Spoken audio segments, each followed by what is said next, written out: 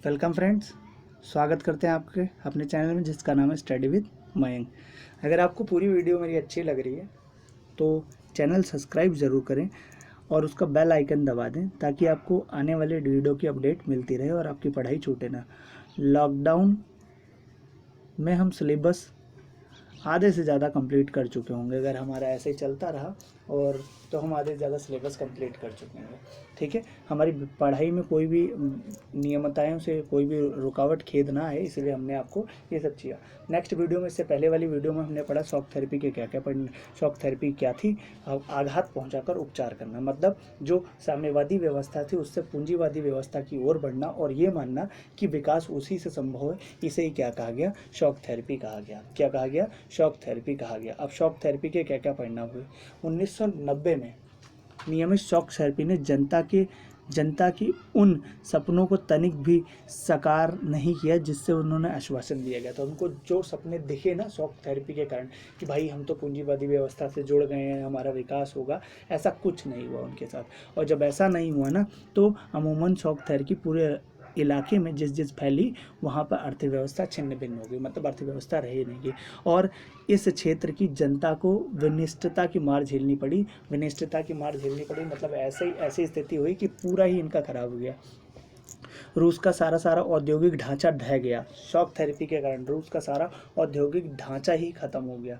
औद्योगिक ढांचा, वो रूस का इतनी बड़ी फैक्ट्रियां चलती थी, सारी की सारी डूब गई और 90% उद्योग व्यक्तिगत हाथों अथवा कंपनियों को बेचा गया। किसी पर्सनल के हाथों बेचा जाने लगा। जो उद्योग थे ना सारे, वो किसी पर्सनल के हाथों बेचे जाने लगे। आर्थिक ढांचे का पुनर्निर्माण, क्योंकि सरकार द्वारा औद्योगिक नीति की अपेक्षा बाजार की ताकत कर रही थी। अंततः कदम सभी उद्योग मटिया मेट करने वाले सिद्ध हुए। जितने भी उद्योग थे, कोई भी उद्योग ऐसा नहीं बन सका जो अर्थव्यवस्था को संभाल सके। सारों ने अपनी अर्थव्यवस्था करी। इतिहास की सबसे बड़ी गराज सेल लगी किसके कारण? शॉक थेरेपी के कारण ही। ये जो पूंजीवादी व्यवस्था हावी थी ना, इसी पूंजीवादी व्यवस्था के लिए एक गराज सेल लगी इतिहास में, जिसे शॉक थेरेपी के नाम से जाना जाने लगा। और गराज सेल के नाम से गराज सेल लगी और गराज सेल के नाम से जाने जाना। क्या थी गराज सेल? गराज सेल ये थी कि पता है क्या था, यहाँ पर व्यवस्थाएं खराब हुई और व्यवस्थाएं खराब हुई तो पर्सनल व्यक्ति अपनी फैक्ट्रियाँ चला नहीं पा रहे थे। जो सरकार थी वो अपनी फैक्ट्रियाँ चलाने में अक्षम थी, तो उसने क्या किया, उद्योगों को ना औने पौने दामों पर बेचना शुरू कर दिया। और औने पौने दामों पर जब बेचना शुरू किया तो इतिहास की सबसे बड़ी बिक्री इसे कहा गया। मतलब इतिहास की सबसे बड़ी बिक्री इसलिए कहा गया क्योंकि इसमें और जो उद्योग के जो एग्जैक्ट प्राइस थे वो एग्जैक्ट प्राइस थे ही नहीं, उनसे कम प्राइस में इन्हें बेचा जाने लगा और किसी भी नागरिक को दिया जाने लगा। इससे क्या हुआ? इससे ज़्यादा कुछ नहीं हुआ, इससे जनता की जो अपेक्षाएं थी शॉक थेरेपी से वो बिल्कुल भी कंप्लीट नहीं हुई। नागरिकों को उद्योग खरीदने के लिए गराज सेल में जाने के लिए पता है अधिकार पत्र दिए जाते थे, परंतु नागरिकों ने उन अधिकार पत्रों का भी दुरुपयोग किया, उनकी भी कालाबाजारी कर दी। जिनको पैसों की आवश्यकता होती थी वो अधिकार पत्र किसी को बेच देते थे और वो अधिकार पत्र से वो नए ऑफिस खरीद लेता था, नए मतलब उद्योग खरीद लेता था। रूसी मुद्रा रूबेल की रूसी मुद्रा जो रूबेल थी उसमें गिरावट आई, मुद्रास्फीति अधिक बढ़ी, जनता की जमा पूंजी खत्म होती गई। अब जनता की जमा सामूहिक प्रणाली में जो सामूहिक खेती थी उसका खात्मा हो चुका था। अब खाद्यान्न की के लिए खाने के लिए वहाँ चीज़ें नहीं थी तो उसको भी आयात किया जाने लगा। और सकल घरेलू उत्पाद 1999 में 89 से भी पीछे हो गया। जो पहले व्यवस्था थी उससे भी पीछे 99, परंतु इस स्थान पर कोई वैकल्पिक व्यवस्था नहीं हो पाई। मतलब इसके एवज में कोई नई व्यवस्था आ पाई, ऐसा कुछ हो नहीं पाया। समाज कल्याण की प्राचीन व्यवस्था को क्रम से बर्बाद किया गया। सरकारी रियासतों को खात्मे के कारण अधिकतर लोग निर्धन पड़ गए। जितनी भी सरकारी रियासतें थी उनका खात्मा हुआ, सब खत्म हुई तो ज़्यादातर लोग निर्धन पड़ गए। मध्यम वर्ग के समाज में हंसिया पर चला गया और अकादमिक बौद्धिक कामों से जुड़े लोग या तो टूट गए या बाहर चले गए। अन्य देशों के लिए एक माफिया वर्ग जायरा पोष लोग उभरे, उसमें अधिकांश आर्थिक गतिविधियों से नियंत्रण में ले लिया। निजीकरण ने नई विषमताओं को उत्पन्न किया।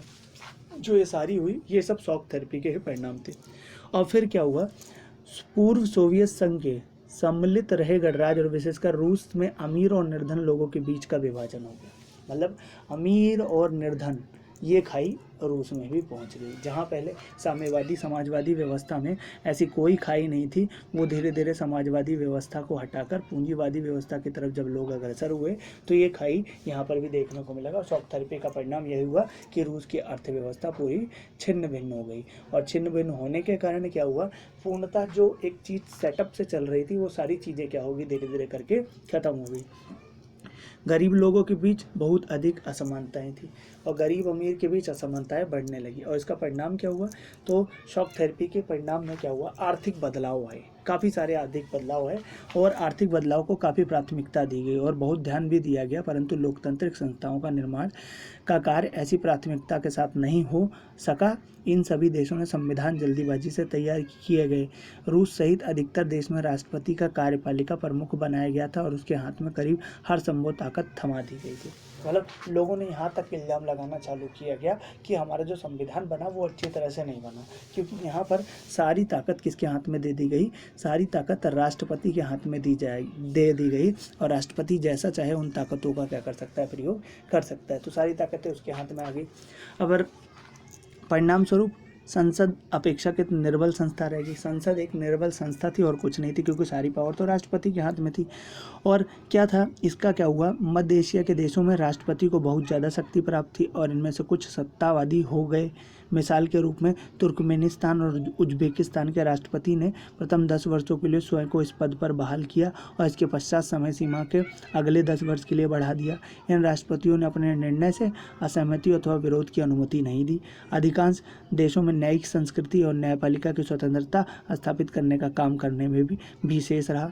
मतलब क्या था कि देखो यहाँ पर क्या था कि पता है क्या, कार्यपालिका में सबसे ज़्यादा पावरफुल अगर किसी को बनाया गया था तो वो राष्ट्रपति को बना दिया गया था। संसद नाम मात्र की थी। तो कहीं के राष्ट्रपतियों ने क्या किया पता है, जैसे उज्बेकिस्तान और तुर्कमेनिस्तान 2 जगह के राष्ट्रपति ने क्या किया, 10 साल के लिए अपने कार्यकाल को बढ़ा लिया और फिर जैसे 10 साल खत्म हुआ अगले 10 साल के लिए अपने कार्यकाल को बढ़ा लिया।